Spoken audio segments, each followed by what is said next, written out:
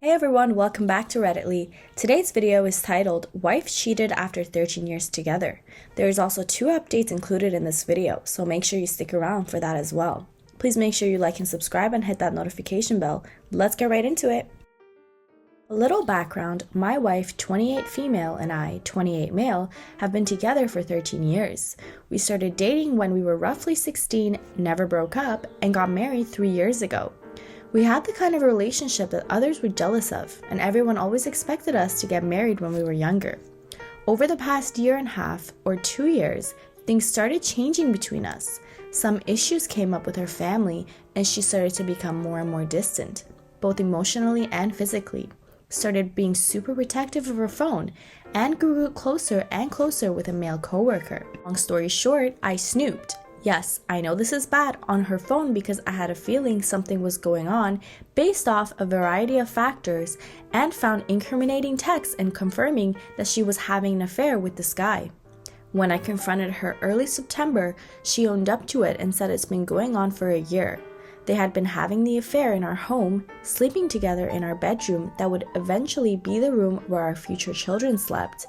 She apologized, saying it would never happen again, and I told her that in order for us to move on, I need her to have no contact with the person she cheated on me with. 2 months later, and they are still talking occasionally, with her saying it is unfair of me to ask her to not talk to someone she considers a close friend. I honestly don't know what to do at this point. I am trying to see if I can move on, but I feel like I can never trust her again. I feel like her choosing to be in touch with him still shows that she is choosing her relationship with him over ours. I am just totally torn on what my gut is telling me. She also told me not to tell any of our friends what is going on, so I don't have someone to talk to. Sorry, this was a bit of a rant, but it's the first time I have written it all out, and I really do not know how to process or cope with this. Edit, was not expecting this large of a reaction. Outside a few of you that seem to think nasty replies are appropriate when someone has their entire life crumble around them, this was helpful. I know what I need to do, I just need to rip the band-aid off and do it. I'm going to call a lawyer I spoke to a few weeks ago tomorrow and see how he says I should approach the situation. The OP continues with an update for us. I figured it was time to update since all of your advice was so helpful. After posting here a little over a month ago and reading all of your advice, I called my lawyer, told my parents and some close friends what was going on, and told my wife I wanted a divorce. She begged and pleaded, promising to make things better and cut off contact with the AP. We spent all weekend together with her promising things and saying and doing all the right things. I did not fully believe her, but I was willing to give her one more chance to try and save what I thought we had. Things were fine, we were more or less just coexisting for about a month, but she was on her phone a lot less and being more attentive to me. Well, 2 weekends ago, she handed me her phone to show me something, and I suspiciously swiped up on her open apps, and there she was, talking to her AP on Instagram. I flipped out and she promised he just messaged her and she told him that she could not talk. This was blatantly false as I read their conversation and they were discussing what they each were doing that night. I was again duped, lied, and deceived. She told me she would finally block him but wanted to say goodbye since he was a friend. I said it was inexcusable and that she had to cut off contact and block him right then, which she said she would. 2 days later, I asked if she had blocked him off and she said not yet. End of the long story, I told her there right on the spot that we're getting a divorce and we can either go through mediation if she agrees to every single thing that I want, or I can get my lawyer involved and I will get what I want anyway. She agreed to mediation and we are beginning the process shortly. It took me some time to get there, longer than it probably should have, but I finally have enough respect for myself to put an end to this and go find the life of happiness that I deserve.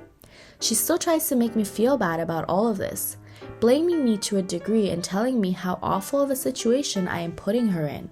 But I reminded her that it was her actions that caused this, not mine, and that she has to live with the consequences of her actions. I also have begun telling more friends about what happened, along with the rest of my family. This is not how I ever saw my life going, but I know that this is a blessing in disguise and I will end up with someone who truly makes me happy.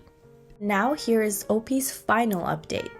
Hey everyone, I, 29 male, know it's been a while since I last posted here, but I wanted to provide one final update on my story since we were all so helpful during this process.